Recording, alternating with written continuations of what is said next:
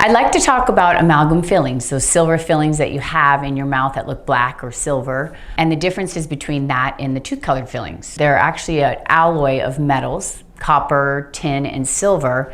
50% of it is mercury, which was pretty much the only thing we were able to use over 150 years ago when it was first developed, right around that time. Silver fillings, when they are placed, you have to have a certain size for the filling. You have to have a certain depth. So even if you have the smallest filling, you have to actually make it larger than the size of the cavity in order for it to bond to the tooth or mechanically bond to the tooth. So when it first gets placed into the mouth, it's sort of liquidy, like mercury, and then it hardens by expanding into the area that it was shaped to be in. Now that area that's shaped is typically a particular precise size and width.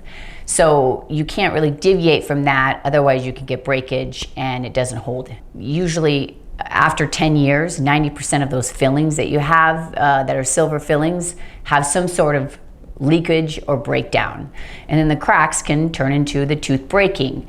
And these cracks can also lead to gum disease, like pocketing, where you get bone loss around the crack, and it can lead to a root canal and then eventually tooth loss. Tooth-colored fillings, you take out whatever cavity that needs to be taken out and pretty much fill it with the tooth-colored filling. So it's much more conservative. It also doesn't cause cracks and fractures like the silver fillings do. Here at KORsmiles, when we actually take out silver fillings, we do it very safely.